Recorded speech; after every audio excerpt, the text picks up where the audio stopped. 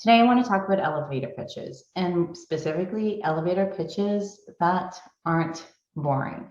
Because the thing is these are your opportunities to get people to know who you are, what you can do for them, and to get really excited about your potential.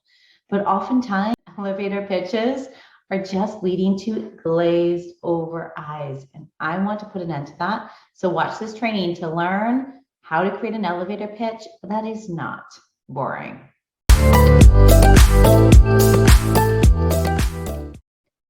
Okay, I'm going to tell you my real thoughts on elevator pitches. They are the worst. I think they're really awkward to deliver. Like, you don't really know this person and you're just standing there trying to remember the words on a piece of paper. But to be honest, they're also really awkward to be on the receiving end of them too. I don't know you. I don't know what you're saying. My eyes just glaze over and I don't even remember you. So which means there are certain situations where you need to deliver them in a 30-second spiel, but those are actually pretty rare. For the most part, we enter into a conversation with an individual, and instead of just leading with an elevator pitch, instead we can, lead with questions, but we can use an elevator pitch as talking points that we can have with a person in conversation. Because I'm going to teach you 4 questions to creating an amazing elevator pitch.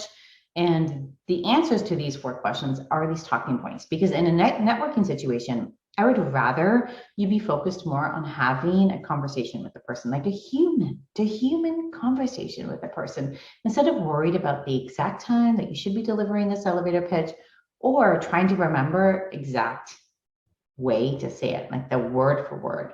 You know, when your like brain is like half there and then half on your piece of paper. Yeah, we don't want that. So the questions. Question number 1 is, who are you? This is like the big picture of who you are. Like, hi, I'm Sarah Curto. I'm a career coach. Before it was, hi, I'm Sarah Curto. I'm a recruiter, talent acquisition specialist. Kind of like the sum up of who you are or even who you're growing to be. Hi, I'm Sarah Curto, and I'm working on becoming a career coach. So it's that big picture of who you are. Question number 2 is, what do you do? This is the nittier-grittier of what you do.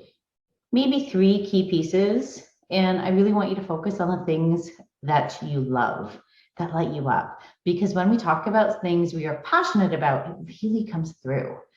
Question number 3 is, what do you want to do? This is talking about your future role, the future company or team you're working with, the future impact you're going to have. It can be a variety of things. It could be focused on just one thing. That's up to you, but it is where you want to be going. Now, question number 4 is, what makes you different? What is your reputation? What are you known for?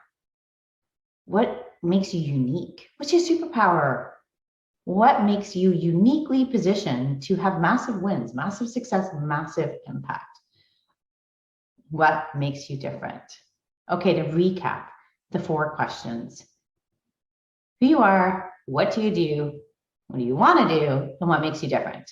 Okay, now what do we do with this stuff? So I want you to write out your answers to these questions. And then you can create from there an elevator pitch that all sentences, sounds really nice, whatever. You can write out the script, but I want you to say it out loud. You can read it. That's okay. You say it out loud. Say it out loud a couple of times. And then I want you to shut down your computer. I want you to walk away. You can say so, but just, I don't want you looking at that script. And I want you to practice saying it again. I want you to say what you want to say in that next practice round. This is not what you think you should say. This is not what you think they need to hear or the right way of saying it. No, this is what you want to say, what you want them to walk away from you knowing about you. That is our bullet points. So we can collect a series of bullet points for each of these answers. And this allows us to really customize and tweak and tailor it to whoever you're talking to. Because when we ignore the piece of paper we've written that first one on, then we actually start to deliver it like a human being. Then we start to actually remember these bullet points. That way, when we are talking about them, we're not thinking about the next thing to say. We are engaging in that conversation. So get to it. Share with me, comment below some of your answers to these questions, your elevator pitch nightmare stories. Like, have you ever like dropped off in the middle of an elevator pitch because your brain completely went haywire? It happens to the best of us. And any questions you have about the elevator pitch. But go out there, have fun, be yourself, which is a human being just talking to another human being. Until next week, take care.